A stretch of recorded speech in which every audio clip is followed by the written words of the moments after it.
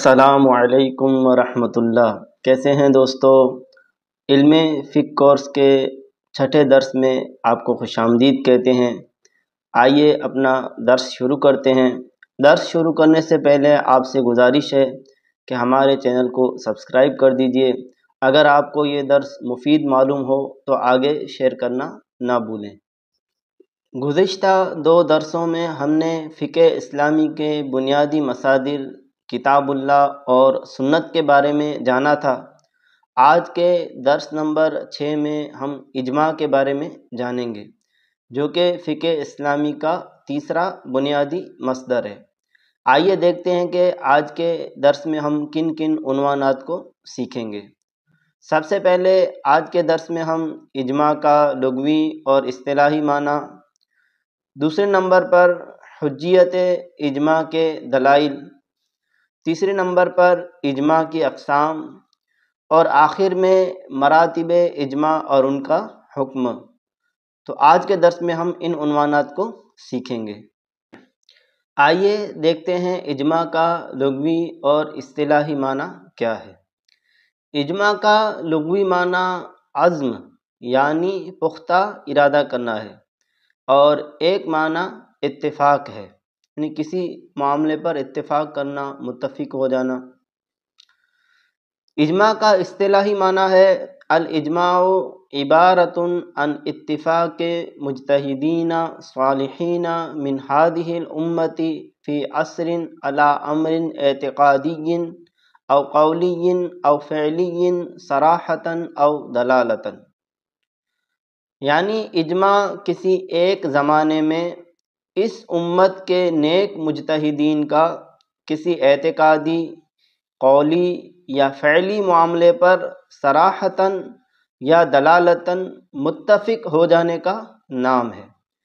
یعنی اس امت کے نیک مجتہدین جو صحیح العقیدہ مجتہدین ہوں، وہ کسی اعتقادی معاملے پر، یعنی جس کا تعلق عقیدے سے ہو اس پر، یا کسی قول یا فعلی معاملے پر صراحتاً یا دلالتاً متفق ہو جائیں تو اس کو اجماع کہیں گے۔ آئیے اب اس تعریف کی کچھ وضاحت اور اس سے نکلنے والے کچھ فوائد کو ہم دیکھتے ہیں۔ تعریف میں یہ آیا تھا کہ صراحتاً یا دلالتاً تمام مجتہدین کا، اس زمانے کے مجتہدین کا اتفاق ہو۔ صراحتاً اتفاق سے مراد یہ ہے کہ زبان سے اظہار اتفاق کرنا، یعنی تمام مجتہدین اس معاملے پر اپنے زبان سے صراحت کے ساتھ اتفاق کریں۔ دلالتاً اتفاق سے مراد یہ ہے کہ انکار سے باز رہتے ہوئے محض خاموش رہنے سے اپنے متفق ہونے کو ظاہر کرنا۔ کچھ مجتہدین تو اس معاملے پر صراحتاً اتفاق ظاہر کریں، مگر کچھ مجتہدین انکار نہ کریں اور اس معاملے پر خاموش رہ کر اپنے اتفاق کا اظہار کریں، تو یہ ہے دلالتاً اتفاق۔ اب آئیے تعریف سے کچھ فوائد جو نکلتے ہیں اس کو دیکھتے ہیں۔ تعریف سے یہ معلوم ہوا کہ اجماع صرف اس امت کا معتبر ہے، سابقہ امتوں کا نہیں۔ دوسرا یہ کہ صحیح العقیدہ نیک مجتہدین رحمہم اللہ ہی معتبر ہیں، یعنی ان کا ہی اجتماع معتبر ہوگا، بدعتیوں، فاسق یا عوام کا اجماع نہیں ہوگا۔ اجماع کے ثبوت کے لیے کسی ایک زمانے کے مجتہدین کا اتفاق کافی ہے۔ زمانہ رسول سے قیامت تک کے علماء کا متفق ہونا ضروری نہیں۔ ایک زمانے کے تمام علماء کا اتفاق ضروری ہے۔ بعض کے اتفاق اور بعض کے انکار سے اجماع ثابت نہیں ہوگا۔ تو یہ چیزیں اس تعریف سے ہم نے سیکھ لی۔ اب آئیے حجیت اجماع کے دلائل دیکھتے ہیں۔ حجیت اجماع یعنی اجماع بھی ایک شرعی دلیل ہے، فقہ اسلامی کا ایک بنیادی مصدر ہے۔ اس پر کیا دلائل ہیں اس کو ہم دیکھتے ہیں۔ سب سے پہلے قرآن پاک میں سے سورہ نساء کی آیت نمبر 115 کو دیکھتے ہیں۔ اللہ تبارک و تعالیٰ ارشاد فرماتا ہے وَمَن يُشَاقِقِ الرَّسُولَ مِن بَعْدِ مَا تَبَيَّنَ لَهُ الْهُدَىٰ وَيَتَّبِعْ غَيْرَ سَبِيلِ الْمُؤْمِنِينَ نُوَلِّهِ مَا تَوَلَّى وَنُصْلِهِ جَهَنَّمَ وَسَاءَتْ مَصِيرًا۔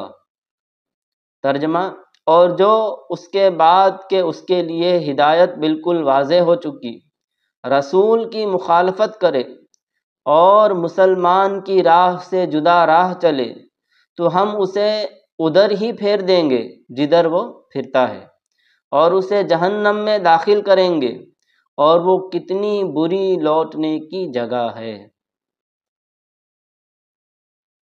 تفسیر بیضاوی میں اس آیت مبارکہ کے تحت لکھا ہوا ہے، اور یہ آیت مخالفت اجماع کی حرمت پر دلالت کر رہی ہے، یعنی اجماع کی مخالفت یہ منع ہے، اس پر دلالت کر رہی ہے، کیونکہ اللہ تعالیٰ نے مخالفت رسول صلی اللہ علیہ وسلم اور مومنین کے راستے کے علاوہ کی پیروی کرنے پر وعید شدید مرتب فرمائی ہے۔ تو اس آیت مبارکہ سے پتہ چلتا ہے کہ اجماع کی مخالفت منع ہے، اور اس آیت مبارکہ سے رسول اللہ صلی اللہ علیہ وسلم اور مومنین کے راستے کی مخالفت کرنے پر شدید وعید بیان کی گئی ہے۔ دوسری آیت مبارکہ ہے وَاعْتَصِمُوا بِحَبْلِ اللَّهِ جَمِيعًا وَلَا تَفَرَّقُوا، اور تم سب مل کر اللہ کی رسی کو مضبوطی کے ساتھ تھام لو اور آپس میں تفرقہ مت ڈالو۔ اس آیت میں وجہ استدلال یہ ہے کہ چونکہ اجماع کو چھوڑ کر الگ راستہ اختیار کرنا تفرق ہے اور اس سے منع کیا گیا ہے، لہٰذا معلوم ہوا کہ اجماع کی پیروی لازم ہے۔ تو ان آیات مبارکہ اور ان کی تفاسیر سے یہ معلوم ہوا کہ اجماع بھی ایک شرعی حجت ہے اور فقہ اسلامی کا بنیادی مصدر ہے۔ آئیے اب ہم آگے ہمارے عنوان کی طرف بڑھتے ہیں۔ آگے ہے اجماع کی اقسام۔ تو اجماع کی بنیادی طور پر دو قسمیں ہیں، اجماع قولی اور اجماع سکوتی۔ اب ہم ان دونوں پر تفصیل سے گفتگو کریں گے اور دونوں کے متعلق تفصیل سے علم حاصل کریں گے۔ اجماع قولی کسے کہتے ہیں؟ تمام مجتہدین رحمہم اللہ کا کسی قولی اور رائے طلب مسئلے میں صریح قول کے ساتھ اظہار اتفاق کرنا، اسے اجماع قولی کہتے ہیں۔ یعنی کوئی قول سے تعلق رکھنے والا مسئلہ ہے جس میں رائے بھی طلب کی گئی ہو، تو ایسے مسئلے میں تمام مجتہدین اپنے قول سے اس پر اظہار اتفاق کریں، یہ اجماع قولی ہے۔ اور اگر وہ امر فعل سے تعلق رکھتا ہو، کسی کام سے تعلق رکھتا ہو، تو بغیر کسی انکار کے سب کا اس پر عمل کر دینا، اسے اجماع فعلی کہتے ہیں۔ دوسری قسم ہے اجماع سکوتی۔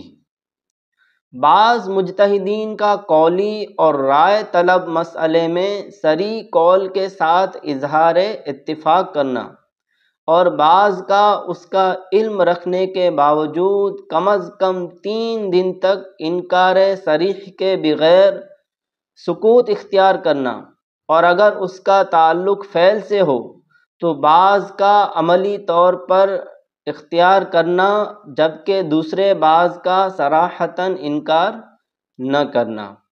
یعنی اجماع سکوتی یہ ہے کہ اگر اس مسئلے کا تعلق قول سے ہے تو بعض مجتہدین تو صریح قول کے ساتھ اس پر اظہار اتفاق کریں، اور بعض اس میں سکوت اختیار کریں اور اس کا انکار نہ کریں، اور کم از کم 3 دن کی مدت کا اس میں وقت بھی گزر جائے۔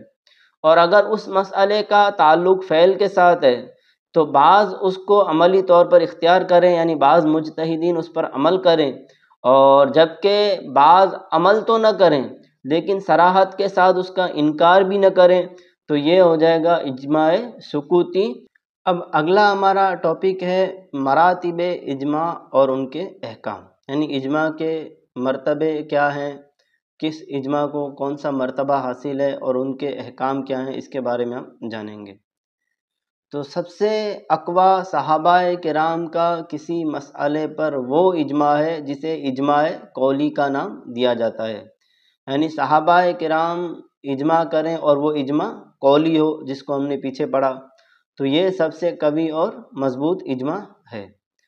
اس کی مثال جیسے حضرت ابو بکر صدیق رضی اللہ تعالیٰ عنہ کی خلافت پر اجماع، تو تمام صحابہ کرام نے اس پر اجماع کیا اور قولی اجماع تھا۔ اس اجماع کا حکم یہ ہے کہ اس کا منکر کافر ہوگا۔ دوسرے نمبر پر اجماع آتا ہے صحابہ کرام کا وہ اجماع جسے اجماع سکوتی کہتے ہیں۔ اس کی مثال منکرین زکوٰۃ سے کیے گئے جہاد میں بعض نے قول اور بعض نے سکوت سے رضامندی ظاہر کی۔ حضرت ابو بکر صدیق رضی اللہ تعالیٰ عنہ کے زمانہ خلافت میں جب بعض لوگوں نے زکوٰۃ دینے سے انکار کر دیا تو حضرت ابو بکر صدیق رضی اللہ تعالیٰ عنہ نے ان سے جہاد کا اعلان کیا، تو بعض نے اپنے قول سے اس پر اظہار اتفاق کیا اور بعض نے سکوت فرما کر رضامندی ظاہر کی، تو یہ دوسرے نمبر پر آتا ہے۔ تو اس کا منکر کافر تو نہیں ہوگا لیکن کیا ہے، گمراہ ضرور ہوگا۔